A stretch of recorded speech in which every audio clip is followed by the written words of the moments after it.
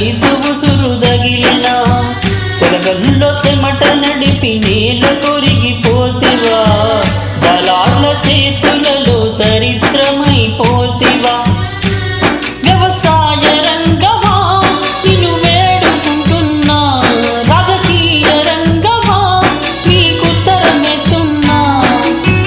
కంచంలో రైతు మెతుకు కనిపించలేదా, గిట్టుబాటు ధరలు లేక రైతు ఉసురు తగిలిన